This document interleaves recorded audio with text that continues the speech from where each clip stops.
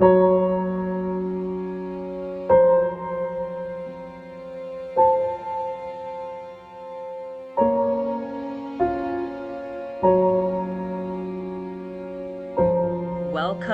and we really look forward to engaging with you and to hearing from our experts in terms of the phenomenon of suicide. We have been seeing the increasing number of our learners attempting and some being successful in committing suicide. So today we really are hoping to understand the concept of suicide better so that we can support our learners much, much better. I am going to hand over to Dr. Clementine, and after that, Roshni is going to take us through, and we have another colleague from SADC, Kessie, who will then finalize the webinar for us. Thank you so much, and happy webinar. Thank you. All right, thank you so much. My name is Clementine Chawane. I'm a psychiatrist in private practice. I'm not a child and an adolescent psychiatrist. I'm just a general psychiatrist, but I do have special interest in child and adolescent. So I have a presentation, a PowerPoint presentation that I wanted to share with you. And I'm not sure, Christy, if the screen is on for the presentation. Not seeing it, Dr. Clementine. Okay. All right, so I think I'm just having some technical glitches. It makes more sense when we are reading the slides. So what I will be doing, I'll be trying throughout the presentation to share the slides, but I'll also just continue so that we don't waste time. And Christy, if there's any way you can get my information and put it up besides me sharing it from here, please let me know on the email and we can take it from there. Okay, so I'm gonna be starting by talking about just the introduction about what adolescent is. So adolescent is a critical and a transitional stage of development. It involves physical and mental growth as well as brain maturation. The process of adolescence is a scientific term that starts between the age of 10 and until to the age of 24, because that is the time when the brain is having the most development and maturation. The most changes occurs in the brain, and it allows for the child to develop from being a child into being an adult. And it can be a very difficult time to navigate. So we have two types of brain. We call it the emotional brain and the rational brain. The emotional brain is hosted deep inside your brain in a place called the limbic system. That is the place that is more matured in adolescence, and adolescents tend to use this part of the brain to be able to make decisions. But the sad thing about this brain is that it is more responsible for emotions, for intuitive behavior, and it usually acts on impulses. So this part of the brain doesn't necessarily think things through. This is the brain, the part of the brain that actually just feels emotion.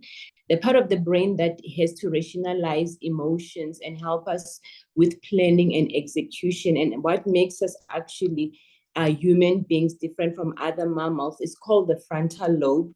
And this is the last part to develop, and it does affect the ability of an adolescent to be able to regulate their emotions. Okay, so the limbic system, like I said, is associated with emotional, impulsive, and aggressive behavior. The prefrontal cortex is responsible for rational decision-making, which includes planning and thinking about the consequences before we engage in a certain behavior. It's also involved in problem solving. It is involved in control impulse and in regulating our emotions. So you can imagine that this part of the brain is not developing an adolescent. It's actually fully developed around the age of 21 for teenagers, and around the age of 23 for, for around the age of 21 for females, and around the age of 23 for males. And that's why even now they would say that a man has to pay more money for car insurance than a female because of their age of maturation. So it's not just discrimination, there's some science behind that. So now I was saying that you can imagine now that if the teenager is relying on their emotional brain to live, to survive, they will then have a lot of emotional outbursts. They would have a lot of poor decision making, poor coping skills. And this is just by virtue that their brain is still developing. And so we haven't even started talking about the environment and the external factors. Just adolescence in its own can be a very tricky time for teenagers. So this causes an adolescent then to struggle with regulating their emotion. I, as an adult, I'm able to put some emotions aside and attend to what's at hand because my frontal lobe is matured enough to be able to help me with that. They also struggle with coping skills. So they tend to feel overwhelmed and they crumble under pressure that most adults are able to manage.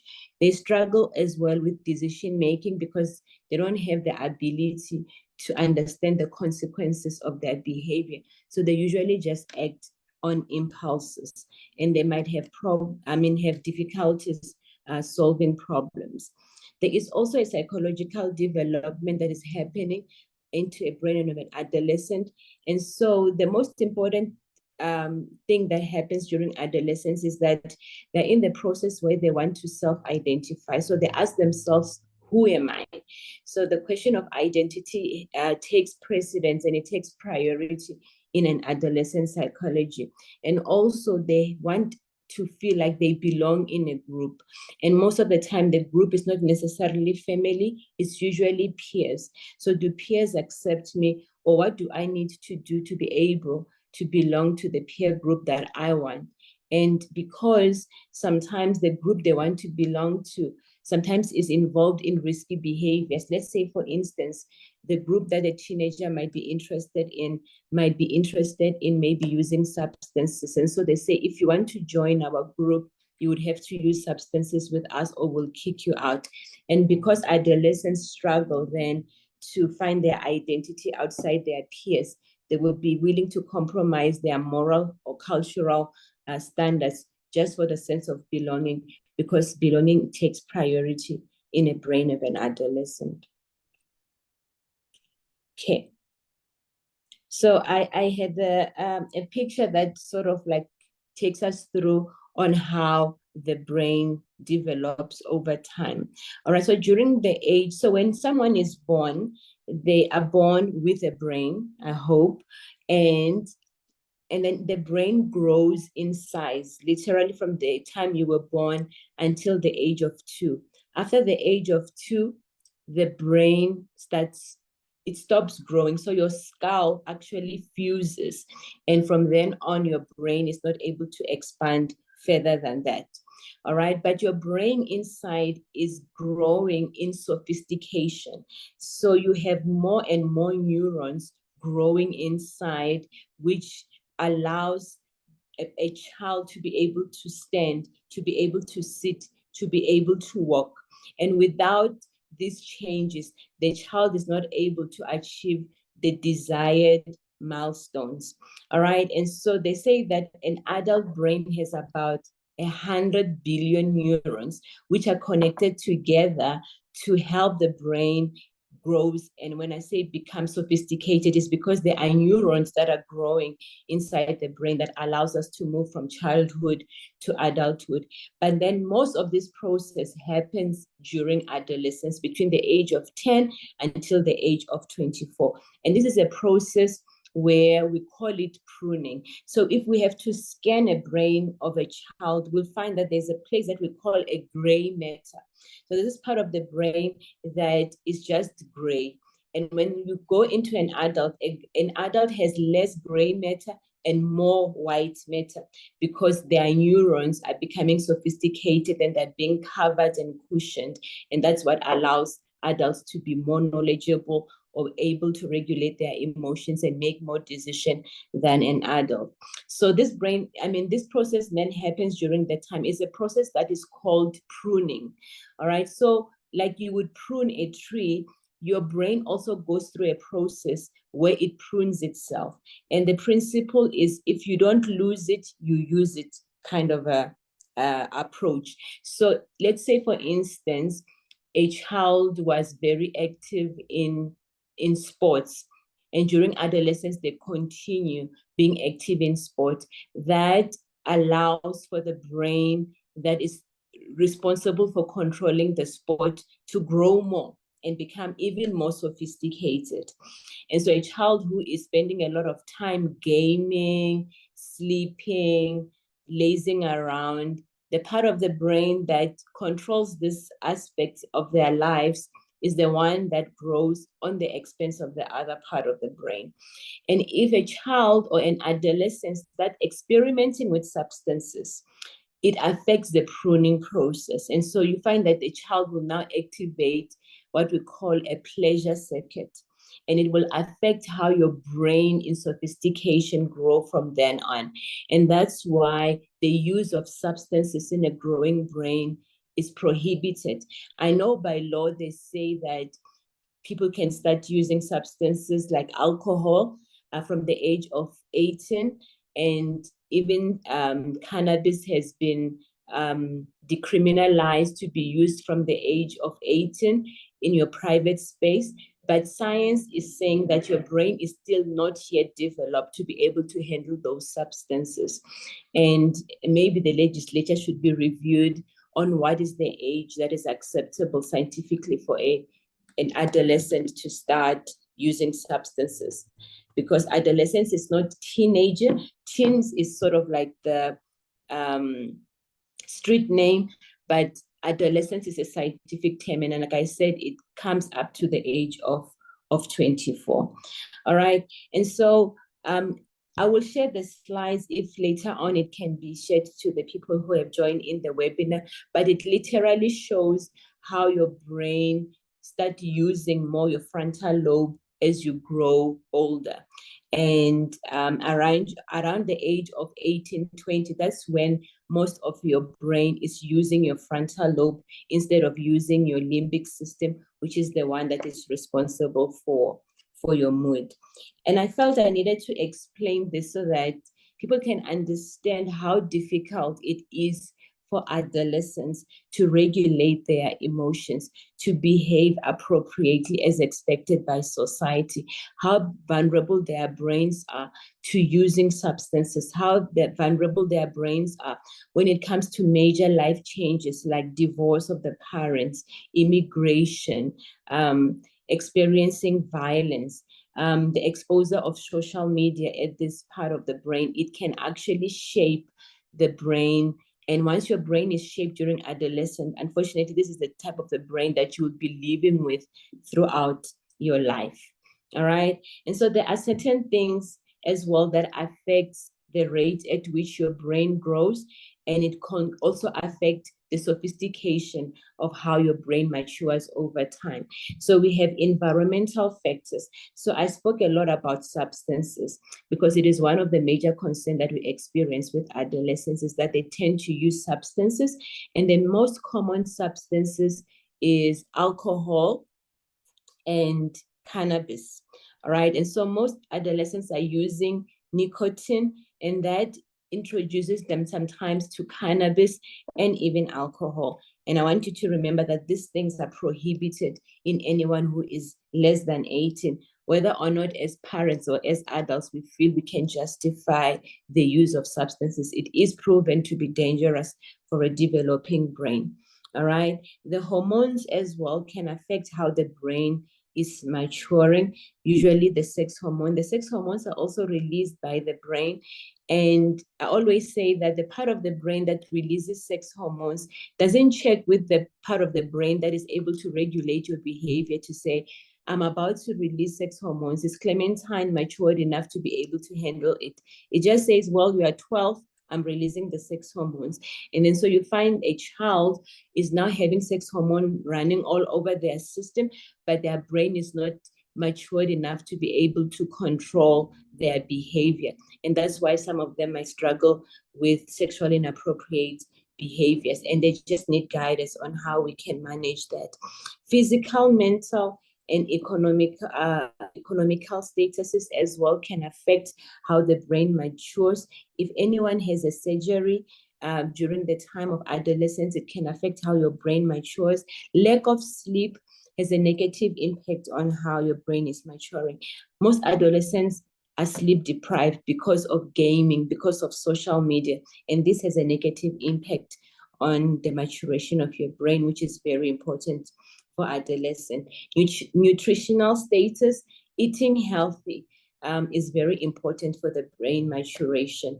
Any insult or any trauma that occurs during pregnancy, after the baby is born, during the first few days of delivery, if the baby falls, if the delivery was very complicated, that can inside hit the brain, and it can later on affect the maturation of the brain.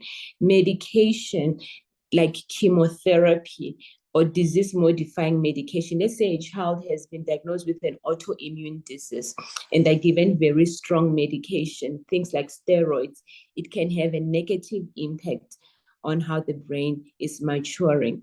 Our medication as psychiatrists, whether it's for depression, for ADHD, for psychosis, don't necessarily have a negative impact on how the brain is maturing. And so when I say medication is certain medication that can have a negative impact. Drug abuse, nicotine can affect brain maturation. So cigarettes, caffeine can affect your brain maturation. So people might not necessarily drink a lot of coffee. Teenagers might not like coffee a lot, but they binge a lot on energy drinks. So the caffeine there is very high, and it can have a negative impact on how their brain matures. Alcohol as well has a negative impact. And of course, hardcore drugs that most people don't worry about because it's something that we speak a lot about. But hardcore drugs as well, or street drugs, can have a negative impact on the brain. All right. And so I want you then to understand that adolescence is a very complex stage, and most teenagers seem to struggle during this time of their development. They struggle to make sense of their emotions and to express themselves because they usually have a limited emotional vocabulary. So most teenagers will resort to I'm feeling sad or I'm feeling happy. And that is the most common expressed emotion. But those are not the only emotions that people are capable of feeling. And so because they struggle to make sense of what it is they're feeling and how to put it into words, they may then struggle to come to you as an adult, as a teacher, as a parent, to say, I'm feeling depressed. It is more even complicated when it comes to vernacular, because we don't have a specific vernacular term that can fully express that someone is depressed or anxious. And so most non-white people who are more eloquent in their vernacular than in English may struggle to find a proper way to really express their emotion, making it difficult for adolescents then to seek help because of that phenomenon. They have unstable emotion, and usually their emotion is expressed through their behavior. So me as an adult, if I'm feeling sad, I'm able to communicate to the people around me that I'm tired, I'm sad, I need to lie down, just give me space. Most of the time, the teenagers don't do that. They just act up. So we see them as moody and irritable. And sometimes it can be offensive towards the people around them, whether it's the teachers when the child just seems moody and uninterested in a class and you think they just have an attitude. Meanwhile, they could be experiencing deeper emotions that they're battling with. All right, so that behavior may sometimes be unacceptable due to the social norms in the homes and the schools and just the society in general. So they start wanting to find their own self, find their own voices. And so they can sometimes come across as though they are rebelling, because when you tell them come home at 7 o'clock, they want to come home at 9 o'clock. And that causes tension. And I'm not saying that it should be allowed for them to go wild. They do need guidance, but I do want you to understand what informs some of these behaviors. So they therefore need a lot of patience, and therefore need a lot of parental guidance. And this is even though they might not seem to agree. So most adolescents are feeling like they are adults. So they are adults when it suits them, and they become children when it suits them. And so it can be a very difficult thing, because now you have somebody who says, I don't need my parent to tell me anything, and yet tomorrow they need financial allowance to be able to buy something at school. And so it can be a very difficult time. So they do need a lot of patience and understanding and a lot of guidance, whether or not they believe that they need it. All right. So, okay.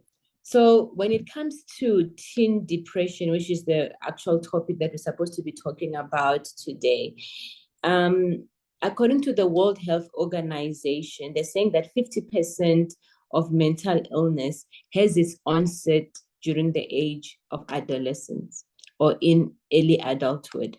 So most of the mental illness usually starts expressing itself around the age of adolescence.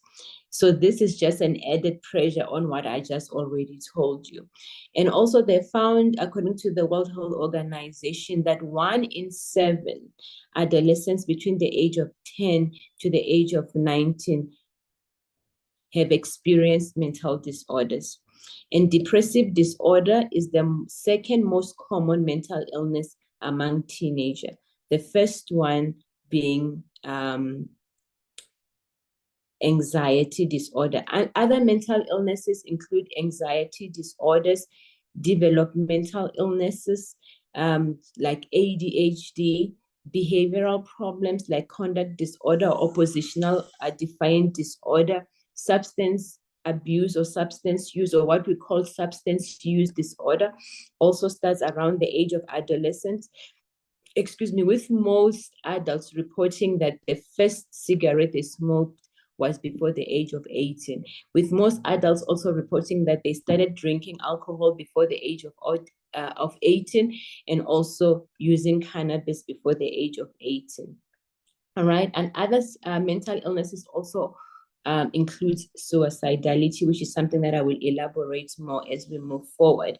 So suicide is the 4th leading cause of death amongst adolescents between the ages of 15 to 29, right? And so the number 4 reason why people are dying or adolescents are dying is because they actually take their own lives. So this is very concerning. And so failure to address teenage mental illness, it will result in them developing mental illness in adulthood. Actually, it persists throughout adulthood. And this, even though it might not necessarily kill them like HIV would, like diabetes would, like heart conditions would, it does affect their quality of life, and it therefore limits their opportunities to lead fulfilling lives. So it's not necessarily only when to intervene if there is suicide. We have to intervene if there is mental illness, because it will persist throughout adulthood. And if a child or an adolescent is battling with depressive disorders, it will affect them when it comes to studying. They usually have poor academic performances, and so they're not able to function as optimally as they would had the mental illness or the mental disorder being addressed. So it's very important that we look out for this and we manage it accordingly. It can sometimes be difficult to differentiate normal moodiness that I've explained before this in adolescence from depression. And so I will give you some tips on how to differentiate between moodiness that happens in adolescence and depression. All right, so before I get to that, there are some risk factors that predisposes certain adolescents to developing depressive disorders. One of them is the family history. So if there's a family history, if there's someone in your family that has been diagnosed with depression or has signs and symptoms of depression, then the child is usually predisposed. And I have to say, if people have signs and symptoms, because not everybody is formally diagnosed. In our community as Black people, it sometimes is unheard of. People will say, we know we don't have those things. But when I look back, I can see certain behaviors and certain attitude from my parents that suggest that one of my parents could have been depressed. And so it's just to note the symptoms. And if you identify them in your parents or your siblings, then you are most likely to have depression as you grow older. Other risk factors is having other mental illnesses besides depression. One of the most common illnesses that we have in adolescence sometimes is eating disorder. So a child with eating disorder is more prone to developing depression. A child with anxiety disorder, whether it's social anxiety, panic attacks, might have a greater chance of developing depression during adolescence or later on in their life. Abuse or neglect. So whether it's physical abuse, sexual abuse, emotional abuse, that can predispose a child to depressive disorder. If a child is neglected and they have to fend themselves, we sometimes have communities where we have adolescent-headed families that can put pressure on a child and therefore predispose them to mental illness. I'll go through the stuff because of time. So loss of a parent or loss of a loved one, cigarette smoking, loss of a relationship, breaking up with your partner, other chronic illnesses like diabetes, heart condition, epilepsy, gender issues, especially if a child is being bullied because of their gender or their sexual orientation, parental divorce, immigration, and domestic violence. So the symptoms of depression in a layman's term, I didn't put it according to the textbook, is a lasting feeling of sadness. So most people will say, I feel sad most of the time, most days of the week. Feeling of despair, helplessness, and guilt, low self-esteem, feeling like you're not good enough, feeling or wishing to die or wanting to die, loss of interest, sleep disturbances, change in appetite and weight, loss of energy, problems with concentration or memory, sensitivity when you fail or you experience rejection, irritability, sometimes especially in boys, and aggression could be the sign that they are depressed. And of course, a history of suicidal thoughts and suicide attempt. All right, so teen suicide is on a significant rise since since the COVID-19 pandemic. And the stats in South Africa says 9% of teenagers died due to suicide. In clinical practice, I found that about 80% of the teenagers that we see as psychiatrists have contemplated suicide, and about 65 of them have actually attempted, whether or not the parents are aware of this. Some of them will say, I've taken medication and I just woke up in the morning and I didn't tell anyone. So this is very high, but yes, it is selected because it's a clinical population. It is usually impulsive. And so the teenagers usually just in the heat of the moment do something to hurt themselves. Most of them will tell you that they haven't thought about this for a while. They had not planned about it. They were just feeling overwhelmed. And so they acted on their emotions because they're relying on the limbic system to regulate their emotions and behavior. And they usually regret it. So one of the questions I ask is, how do you feel now that you didn't die?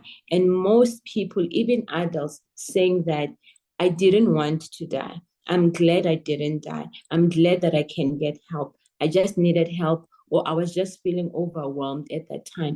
It's rare that people will say I was seeking attention from the parent. And so it must not be seen as an attention-seeking behavior. It could be a sign that a child or an adolescent is having poor coping skills and they could be looking for assistance. But because of their limited emotional vocab, they might not be able to do this. Teenagers who are more at risk of suicide are those with mental illness, those who are using substances, those that have access to guns or other means of self-harm, prolonged stress or stressful life events, suicide in the family, a friend or somebody they know very closely, childhood abuse, neglect, or trauma.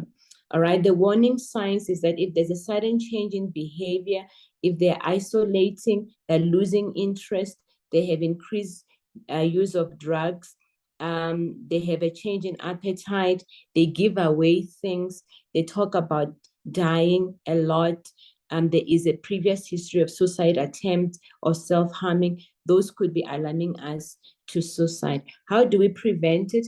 Is that there are a lot of guidelines, but there's nothing that is specific. According to myself, all teenagers must be considered at risk and therefore must be screened. Society must normalize talking about mental health and not talk about it as though it's something like we stigmatize it a lot. We speak about mental health in a negative way. I see it a lot on social media where people play about how a child is depressed and now they can no longer wash dishes. So we must normalize speaking about mental health to empower the adolescent. So those that are more at risk, like I've explained, should be screened for depression and for suicidal behaviors. All right, so one of the things that we can do as well is to collaborate. So the Department of Education must be able to train an educator or a social worker to screen for illnesses amongst adolescents, and also to identify someone where teenagers can go to and say, I am battling. And they must try to not reassure them and tell a child that you are going to be okay. Most of the time, I ask them that you must ask the child, how can I help you? And then they must also try to escalate it to mental health care providers. I think there must be legislation around the use of social media, around how the media is portraying mental illness and suicide. There are some songs that have a lot of suicide lyrics in them, and teenagers are exposed to those, and those things are not being regulated. So yeah, I think I've run out of time, but I will share the slides on what are the things that we can do to collaborate with the public and the public sector and different departments like social department, the Department of Health, and the Department of Education in fighting suicide amongst teenagers. But thank you so much. Thank you so much, Doc. Your talk is very informative. We have a lot of comments on the chat. If you can please check some of them and answer. Roshni, over to you, ma'am. Thank you. Thank you so much. I'm going to share my slides. I'm just going to say in advance, I am very technically challenged and I'm trying this. Is it sharing on your side? Yes. Okay, so we're good to go. Yeah. Hi, everyone. My name is Roshni Parvusita. I am the project coordinator at the South African Depression and Anxiety Group, SADAG. Today, we're going to be speaking to you about when death impacts a school, which is one of the presentations we do at schools to educators. Basically, what it is, it's a guideline on how to develop a crisis response team when there is a death at your school, whether that death is suicide or whether it's a learner or a teacher, whether it's a death by illness. We do need to make sure that it's all the same and we don't differ between different types of plans when it comes to a crisis response plan. So just gonna, there we go. So just to give you a very brief overview of who the South African Depression and Anxiety Group is, we were founded in 1994. We are a call center that deals with any mental health issue. We have over 30 toll-free lines. But when it comes to mental health, we would be dealing with those sorts of calls. We are a counsel, contain, and refer call center. All of our counselors are lay counselors, so we always end our calls or any type of counseling with a referral on. We do work 7 days a week and 365 days a year. So whether it's Christmas, New Year, there is always someone manning that line. In terms of information, we can disseminate that. We have a lot of information that can be sent out. One of our main projects, which I am going to talk about, is Suicide Shouldn't Be a Secret, where we go out to the schools and speak to kids from grades 8 to 12 about mental health, anxiety, depression, stress, and suicide prevention. And ultimately, we do a lot of rural community projects and outreach programs, and we have also established over 160 support groups. So in terms of when death impacts your school, so suicide is something that can throw a school into disarray. Nobody knows, or a community, nobody knows how to deal with it. And it can leave a community having a lot of questions, and they're not certain about what the next steps are. And especially in our schools, we find that teachers and principals don't know what to do next. Something has happened. What is our next step and who's going to do it? And often it falls on the LO teacher, or it falls on the principal or the deputy principal. And what we found in this situation, especially when it comes to suicide or death in general, is that you need to have a crisis response team and certain people designated to do certain things. So our most important thing is that every death should be treated the same way. And I know I've said here learner deaths, but whether it's an educator, whether it's a parent that of one of the learners, and what the death was, or what the cause of death was, I beg your pardon, we need to just treat it all the same way. And then also, the most important thing is being able to identify the at-risk learners after something like this has happened. And then provide resources. So especially when SEREC goes out into schools, we make sure that we find out what the resources are in our area or in the area that we are in, so that should someone ever call us from that community, we know what we have in that area and how to refer them on. So the first thing that we need to do, especially when a death has occurred, is get the facts straight. So we need to firstly confirm the death or the cause of death. And often when something, and especially with a suicide, when something like that happens, the story, it's almost like that case of a broken telephone. So it goes from one person to the next, and by the time it gets to the last person, it's completely changed. So we need to confirm the cause of death, and then we at least know how to go forward. If the cause of death is unconfirmed, then we do need to find out from a family member or from someone close exactly what that cause of death was. And then the most important thing is speaking to someone, a family member, whether they are okay with us disclosing the cause of death. Sometimes families may prefer not to discuss that at all and just keep that private. So in terms of the crisis response team, the first thing we need to do is we need to inform the school that has a committee or the school responsible committee, and we need to call up a meeting. So identifying who those people in that committee are, who is going to speak to the family member, who's going to disseminate the information to the staff, who's going to speak to the kids. We have to find one person for each role so that everyone knows what they are doing and it doesn't become very overwhelming. So we need to inform the school responsible committee. That's normally done by getting a team together and meeting up before you actually call the staff in and notify them. So that would be the next step, is then notifying the staff. The third step would then be to contact the deceased's family and offer condolences and get the information that we may need, confirm the cause of death. Would you like this information made public or not? So just then to be able to communicate with the family. The next step is to notify the classmates. And we normally, each school is different and they decide by themselves how they would like to do that. We prefer that it's not done in an assembly, just because it is a very sad and sensitive topic, and we will not be able to identify all the kids that may be triggered or who may be at risk. So we often suggest that you do it, the roll call teacher will then speak to each class by themselves.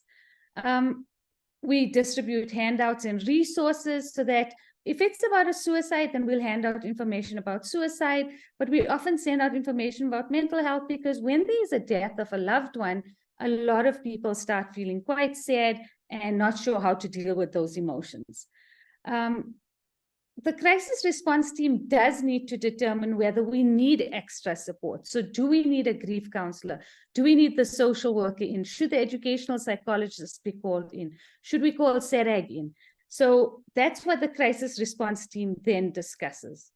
I'm sorry, I know I'm trying to fly through these slides so we all have some time to chat.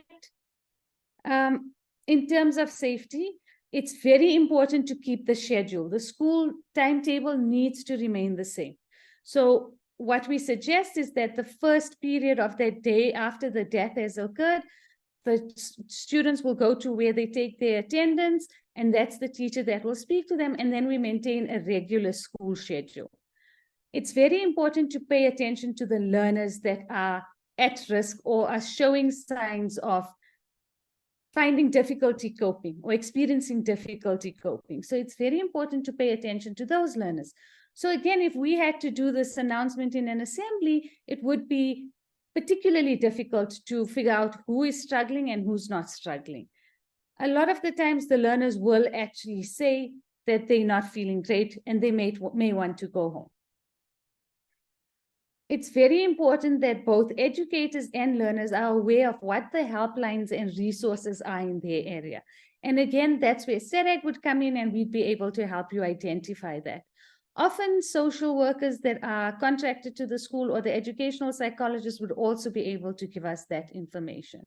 But it's very important that we get both learners and educators to reach out for help the minute they feel they are struggling. And they may need to reach out for help for somebody else. It may not necessarily be for themselves, but they may need to reach out for help with somebody else. In terms of the funeral and the memorialization, again, it's very important that whether the death was by suicide, whether it was by accident or illness, we make sure that we maintain the same plan for everything. So the first thing as a school we need to do is we need to communicate with the family about what the logistics are about the funeral and the memorialization. When is it happening? Where is it happening? Would you like the memorial to be done at the school? Would you prefer not to? So depending on the family's wishes, we then share that information. And when I say we, I mean the school and the crisis response team. So then the crisis response team then shares that information and disseminates that information. If crisis counselors are required, then this would be when we would get them in, and we would be able to have that for them, whether it's at the funeral or at the memorialization. So a lot of times the memorials do happen at the school, and it is a very good idea to have crisis counselors there, or to have your educational psychologist or even your social workers at the school to deal with that. When something like this happens, it's very important that kids have support.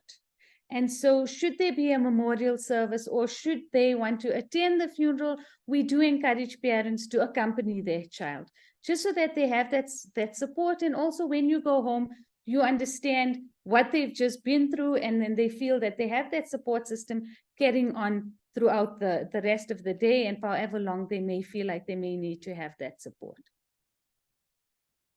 So in terms of media relations, I mean, some schools may prefer not to prepare a media statement.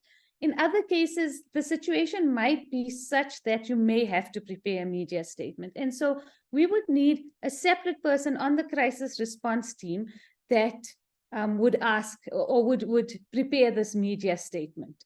And so that way, this person constantly knows how to deal with the situation and how to disseminate that information. So a designated spokesperson will be there to represent the school. So one person giving the same information all the time, as opposed to having the principal speaking to one press and media person, and then the vice principal or a teacher speaking to somebody else. Our messages may always be different, and we have to be careful that we have the same message across board. And then we need to advise the staff that any press and media queries that come in should be directly directed to this spokesperson and only this spokesperson. when talking about suicide, I know there are so many myths about talking to kids about suicide. And I think the biggest myth is if we talk about it, we're giving them the idea that it's an option. And I think that's where the misconception is, and that's where we just need to start in terms of destigmatizing mental health and suicide. So we always have to give accurate information about a suicide. Now, I'm not saying you have to say how they ended their life, what means were used, but be as accurate as possible. We also need to be very careful to not give the idea that it was one thing that caused the suicide. You have to remember that a single event doesn't cause someone to want to take their own lives. It's a various different things that happen, and this may have just been the last thing that drove them to it. So when we talk about suicide, we need to talk about it like we talk about any other illness. We need to be very calm, and we need to remember that we're not putting ideas into the learner's mind. We need to be very calm and explain it, not be panicked about it, not be overwhelmed, and explain it in a very calm way. We have to remember that in the age of social media and cyberbullying, oftentimes or sometimes a death may occur after someone has been cyberbullied. And you have to remember that the question is always asked, but why? What happened? What was the last thing they said? Who was the last person they spoke to? What did that person say that may have drove them to this or driven them to this? And we have to be very careful that we don't turn it into a blame game. We don't blame anyone, and we just address the facts that we have. So definitely, like I said before, we do not focus on the method of the suicide, and we do not provide any details. It's understandable that a lot of learners, family members, educators may feel anger, and those feelings are valid. We all react very differently. Some of us may feel sad, some of us may feel disappointed, some of us may feel guilty. What could I have done? What should I have done? What should I have said? And we have to remember that we have to explain very clearly that these feelings are absolutely valid, and it's okay to feel that way, and we can address each different feeling. So feelings of responsibility are often very common. A lot of us will ask ourselves, but did I see a sign? Was there a sign? Did they say something to me? Should I have looked a lot closer? Should I have listened a little bit better? And it's important to reassure those people that are feeling responsible that there's nothing that you could have said or done to help them. This person is feeling so sad or felt so sad and depressed that this was what they felt would help them to get rid of that pain. So we need to reassure those that nothing could have been done, and you were as the best friend that you possibly could have been. And then, especially for those that feel responsible or guilty, it's always important for them to speak to an adult that they can trust. Speak to someone that can direct you to SEREG, or can direct you to the school counselor or social worker or whoever it is. And especially if you are feeling depressed or suicidal, definitely encourage them to speak to someone that can help them. So the practical coping strategies, and this is also while you are speaking or addressing the students in that first roll call class of the day.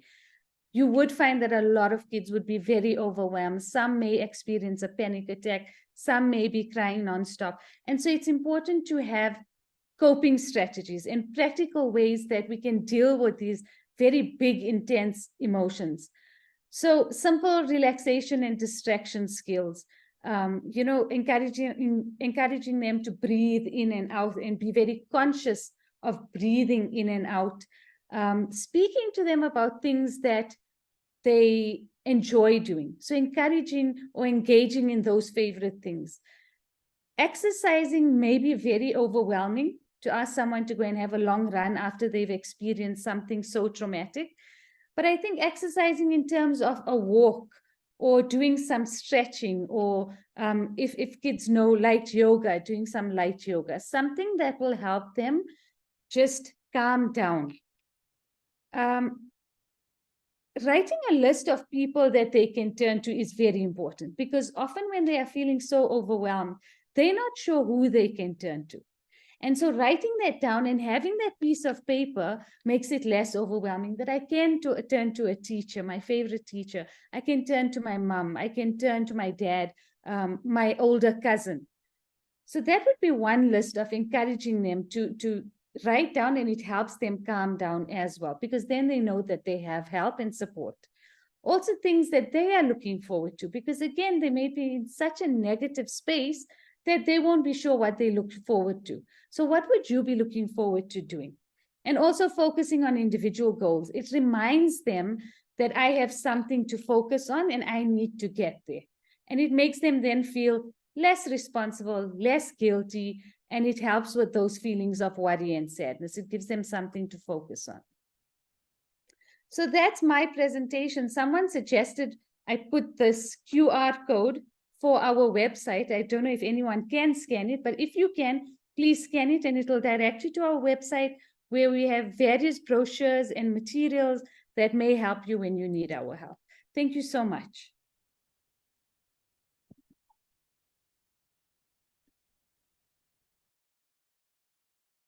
Thank you so much, Roshni. We now hand over to Casey.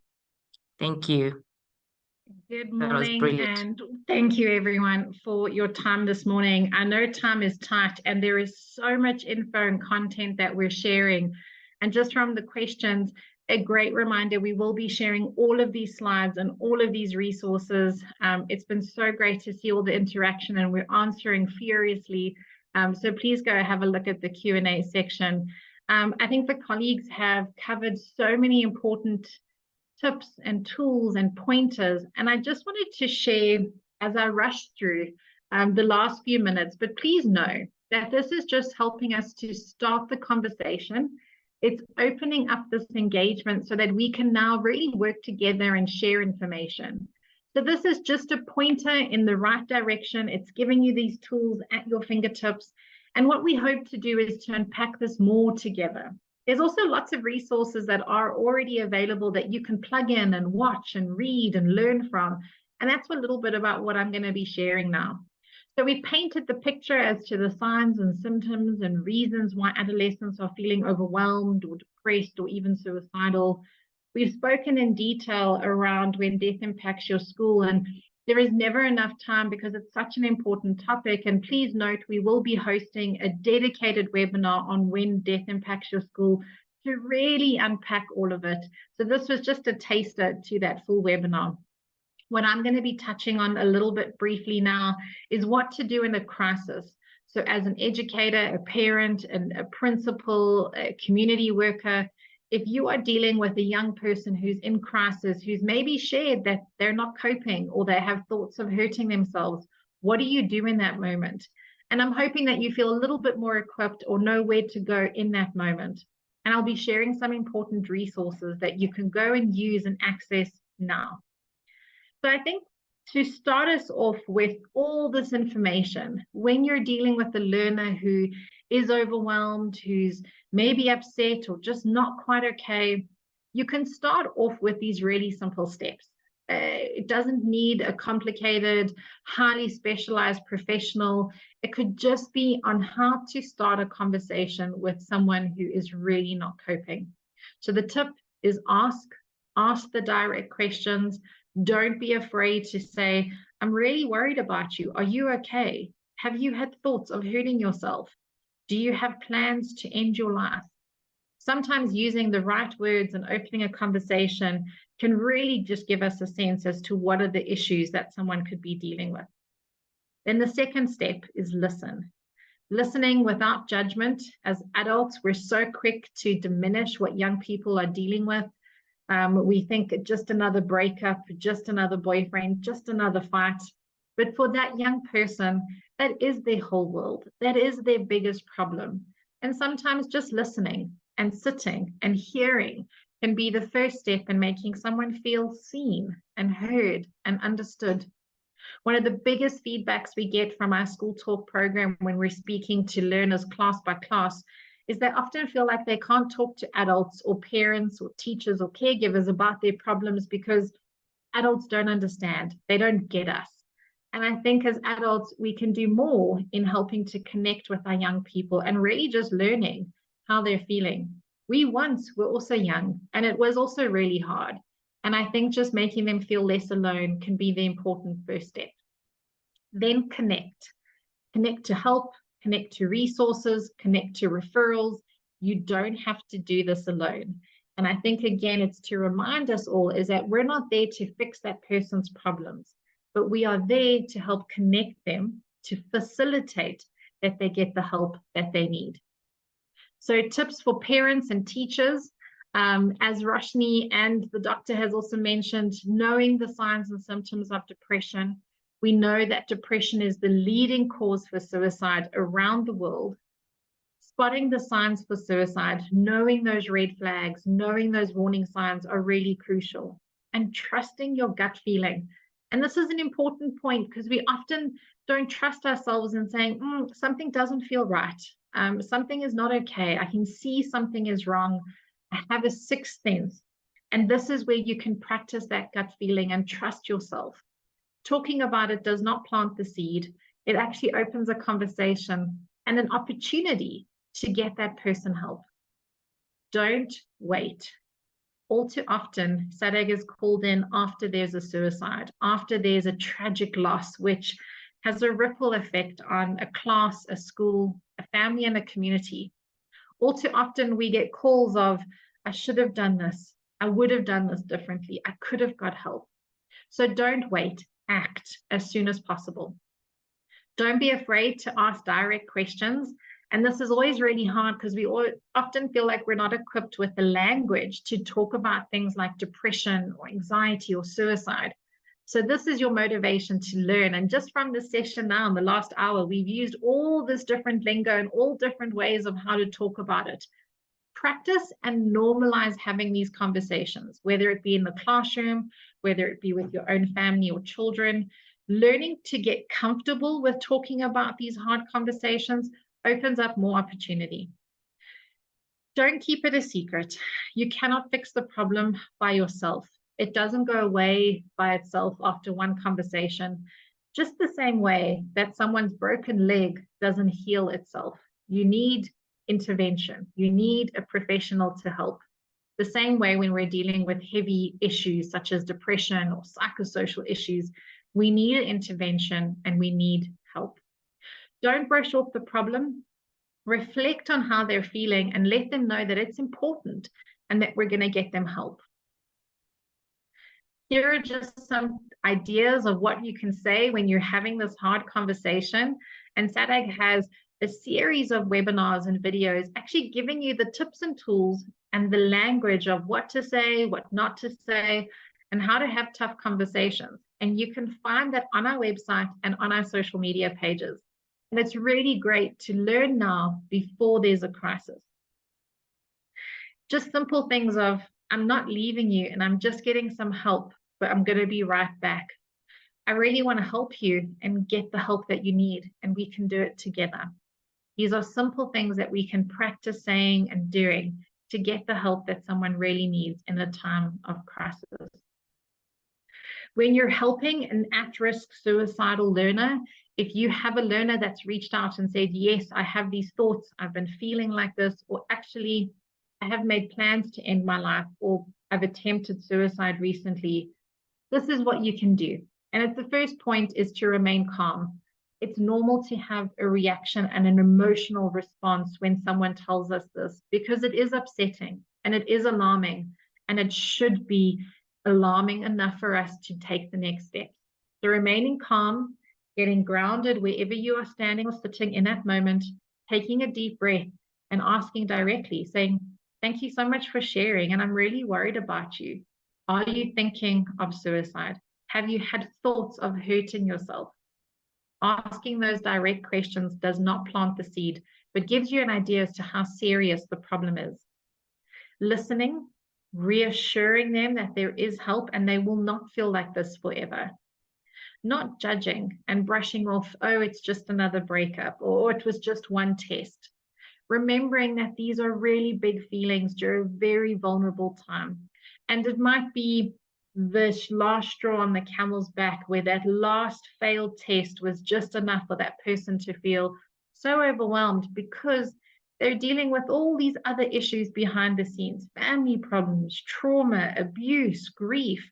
All of this could play a part as to why a learner could be at risk or feeling like suicide is the only way to end their problems. Provide constant supervision. Do not leave the learner alone. And this is where the support team, bringing in your colleagues, and could really help to make sure that that learner feels so supported and secure in that moment. And then removing means of any self-harm. And this could be pills or poisons, or any kind of weapons that someone could use against them. Tips for schools. Again, I cannot overemphasize knowing the warning signs. And as part of our resource toolkit that we'll be sharing at the end, we have a direct link to our brochures, which include warning signs, what to look out for, just really helpful information so we can learn together. Having an easy access to a list of resources or contact details. Have it easily accessible. In a moment of crisis, having to now find that file where you filed it in the back of the classroom is so hard. Putting it up on a notice board that everyone can see, that everyone can access, making it a go-to is really important. Take every threat or mention seriously. There's a whole webinar we can do around the myths of suicide and understanding the warning signs. But someone who is using suicide to get attention is telling us that something is seriously wrong if that's what they're using to ask for help. So we must take every threat or mention seriously and activate support before it's too late. You are not the counselor or the therapist. I know we do have some psychologists on, so you are that counselor. But for the average teacher and principal, they're not the counselor or therapist, and you can't fix it in one meeting, in one discussion. Your role is to facilitate that help and move that student from crisis to containment. It's that transfer of responsibility. So notify your fellow teacher, your action team, refer to resources, notify parents or caregivers or next of kin, and then access the resources that are available to you. Very often we deal with teachers and parents who aren't aware as to what is available, what's in their community, who can they speak to. And this is where today we get to share, we get to open that conversation, and you always have SADAG and we can help and support you. Check in with the learner regularly, ask for progress to also track the intervention and if the interventions are supportive and helpful, and if you're seeing improvement, and then provide a follow-up or an action plan. You know, when are they going to see a counselor? When are they going to give you feedback? What happens then? Having all of those, tips and tools and information is really helpful to look at that big picture. Connecting to help together. And these are just some of the ideas of what you could look out for, whether it be a counselor, a psychiatrist, a social worker, a psychologist, a registered counselor, a teacher or another counselor in your team, a parent, hospital, a clinic, a church, NGO. We know that resources are always tough, but the resources we do have, we should know how to use and access. And this is where we can help you with that. So just some last tips for schools is develop your school support team and a teacher buddy system, your neighbors, that when you're in a difficult situation or you're dealing with a learner, that you can call them or indicate to them that you're needing help, and you activate that support so that together you can do so much more to help. Does your school have an emergency contact list? And this is something that SADAG develops for the schools that we visit and that we provide support to, is putting a list of the resources that are available. And you might have a lot of these details already, but having it all on one page or a few easily accessible as your go-to can be very helpful. And because we know that learners and teachers and schools and communities are dealing with so much, we're trying to make this as extensive as possible, not just including mental health, but including what to do with teen pregnancy or abuse or a shelter. All of these resources can be really helpful with the issues that you're dealing with and can always grow and develop. This is some of the resources that we're going to share and unpack when someone is thinking about suicide, what to do. Here are the tips and tools to help guide you so that you feel less overwhelmed and scared as to what to do next. I wanted to share what you can expect as part of your resource toolkit that we'll be sharing. SADAG has all of these handouts and videos talking about suicide language, what to say, what not to say. We have a really great video and a document looking at unpacking myths around suicide, which is a really great tool to help us have more conversations and open discussions around a really difficult topic. We have the suicide safety plan, which I'm going to show you what it looks like. It's an amazing tool that you can use for any learner, for yourself. It's something to fill in and to refer to when you're feeling incredibly overwhelmed and feeling suicidal. It's a really great tool to actually work through. We have video links, short ones, so we're not expecting you to spend hours and hours around how to have tough conversations about suicide, suicide language, and what to do after a suicide attempt. We have our brochures, we have our handouts, and something with the world of social media, which is a webinar all on its own, on what to do if someone posts suicidal content online. We actually help you with how to report it on Facebook or Instagram or TikTok, and we share some of the tools that are available on these social media platforms. So instead of being scared and nervous around social media, we can actually harness these tools to connect and to look after our young people and even ourselves. These were some of the webinar recordings that we've done through our Facebook page during the month of September, and you can access them through our Facebook page. You can also have a look out every Friday at 1 o'clock till 1:30. We cover an important topic that we're seeing, whether it be mental health in the workplace, whether it be how to deal with panic or anxiety. You can always find those recordings on our Facebook page and continuously learn and share. This is the suicide safety plan, which will include as the emailer that goes out to everyone. It is also available on our website, and you can download it and fill it in. It's really, really helpful, and I can't overemphasize the impact that it has on someone who's feeling overwhelmed. We will be sharing our website, some helpful apps, webinars and videos that really can help you feel a little bit more empowered to have a conversation, know how to help someone in crisis, and know who to reach out when you're needing help. As we're ending off today's session, and if you speak to anyone at SADAG, we never have enough time to talk about these issues, but this is the start of many conversations that we figured this out together. We are the village that raises our children, and I think for all of us to know and learn and connect more is so important. The big reminder is that there is always help and there is always hope. A toll-free suicide helpline, you're welcome to take a screenshot, to save it, to share it. You never know when you need that help and support.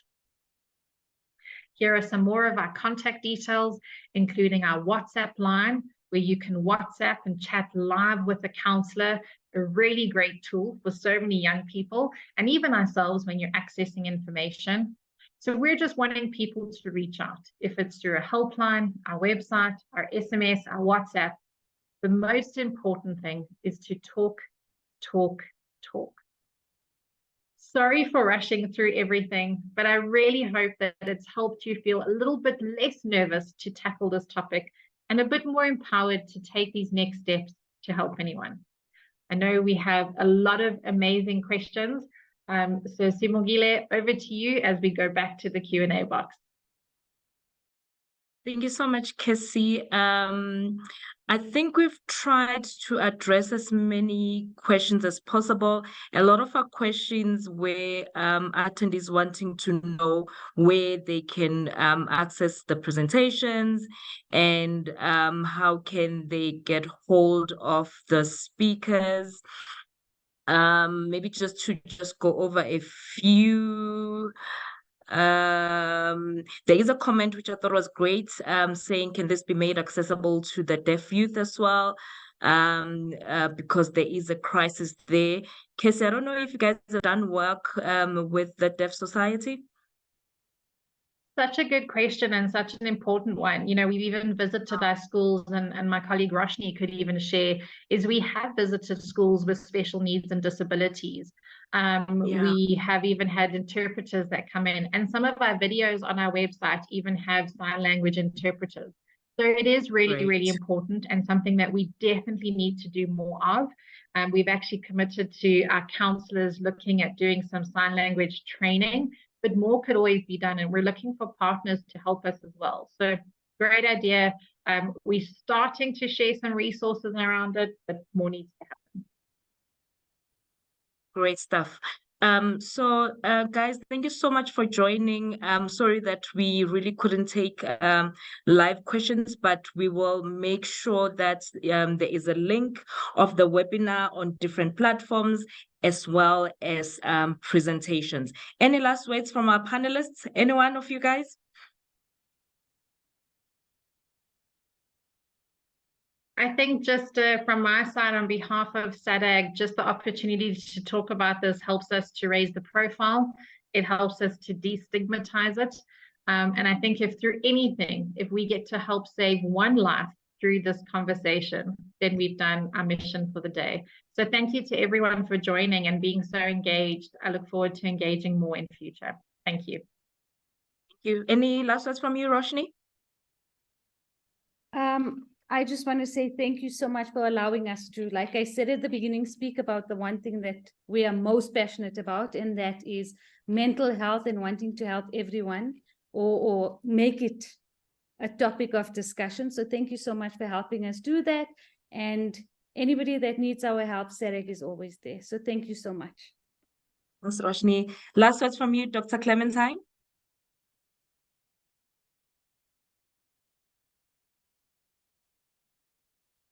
Over to you, Doc. If you can please unmute. All right. I just wanted to say thank you for the opportunity, and wanted to say let's fight this disease together. Thank you so much.